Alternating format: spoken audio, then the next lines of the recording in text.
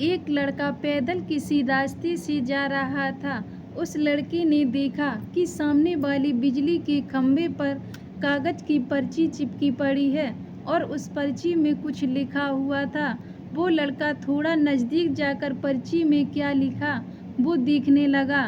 उस कागज की पर्ची में लिखा था, कल इस रास्ते से गुजरते वक्त मेरे 100 रुपये कहीं गिर गए थे।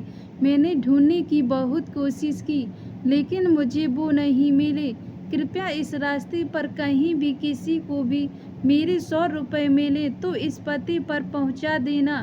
पर्ची में उसका एड्रेस भी लिखा हुआ था।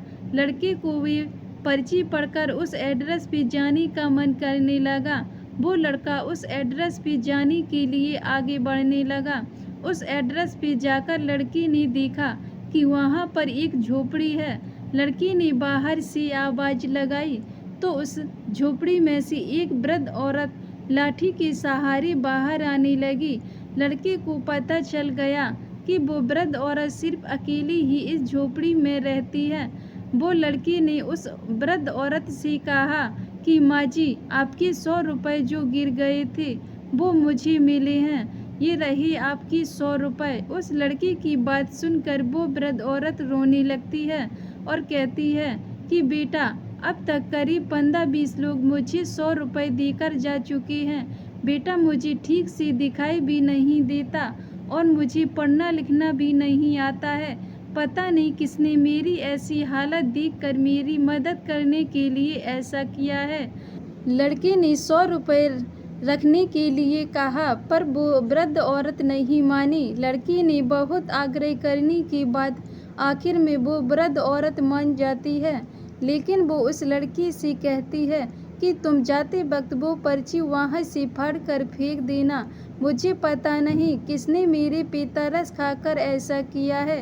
लड़के ने कहा, माँ जी, आप इस बात की फिक्र मत करना, मैं वो पर्ची फाड़ कर फेंक दूंगा। अब वो लड़का उस वृद्ध औरत के घर से निकल जाता है।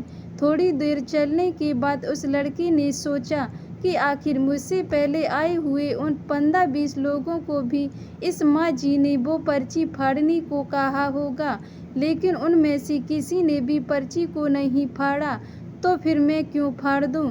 वो लड़का उस पर्ची को बिना फाड़े ही वहाँ से चला जाता है। उस लड़के के मन में उस व्यक्ति के लिए बहुत ही आदर और सम्मान था जिसने ये तरीका ढूंढा था और इस ज़रूरतमंद वृद्ध औरत की मदद की थी।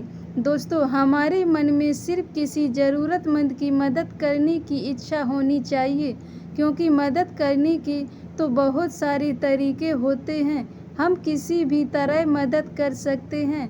धन्यवाद दोस्तों। अगर ये हमारी छोटी सी कहानी अच्छी लगे तो वीडियो को लाइक, कमेंट, शेयर ज़रूर करें और चैनल को सब्सक्राइब करें।